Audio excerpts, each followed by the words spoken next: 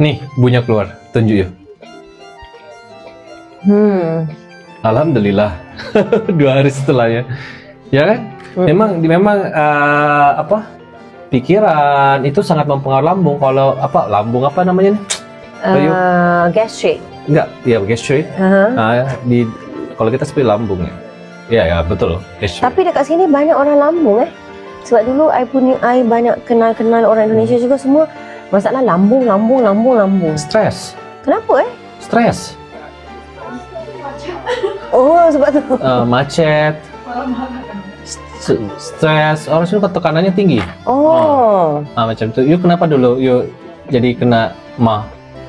Good, sebab lambat makan. Lambat makan, tapi cerita itu banyak dari pikiran. Bagi tahu you. Dan di dalam mah itu, asam lambung tu, di GERD tu ada namanya bakteri. Nah itu butuh antioksidan tinggi. Nah makanya kalau antiinflamasi tinggi. Nah itu makanya butuh itu. Dan kalau itu terlalu tinggi itu bisa menyebabkan serangan jantung. You jangan ringankan. Makanya pada saat bagi you itu, you tak sadar sampai tanya dia, you udah lupa you punya penyakit GERD. Nah itu seperti itu orang. Awal mula. Okey.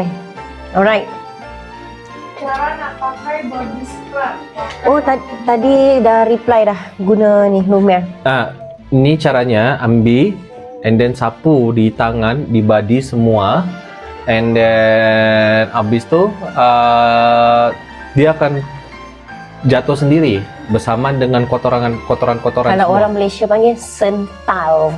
Oh ya, dia akan tersental. Bukan tersental. Okey, dia sental. Kita sental dia, sental tu gosok. Kita sental.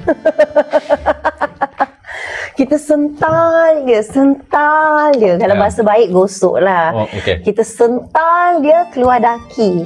Dia disental saja, sental sampai putih. Sampai semuanya jatuh.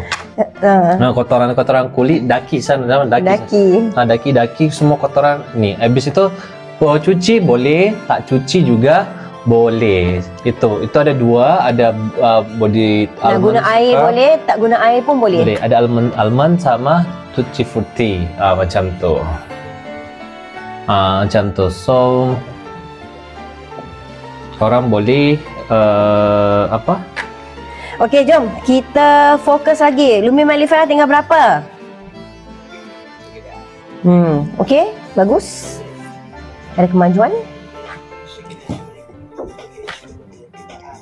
DNA Salmon sisa tinggal 50. DNA Salmon kita tinggal 50 sahaja korang yang 100%.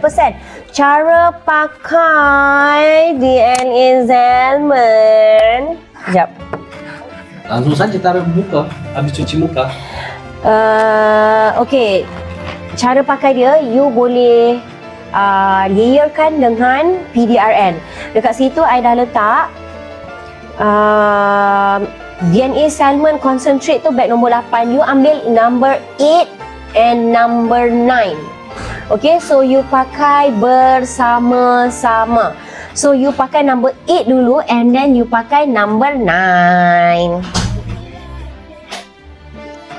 Number 8 dan number 9. I tahu you letak apa kat dalam poket you.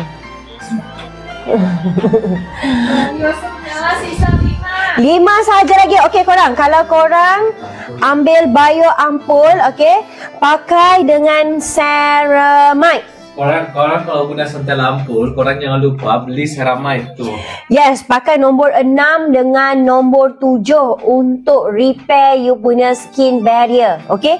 Lagi best. Ada kalau skin barrier rosak, kalau pakai bio ampul sahaja, dia mungkin ambil masa, ada yang sebulan, ada yang 2 bulan. Tetapi kalau you pakai dengan ceramide, dia akan mempercepatkan masa tu. Dia melindungi. Dia melindungi dan dia cepatkan masa baiki kulit tu. Okey? Jadi ambil dengan ceramide.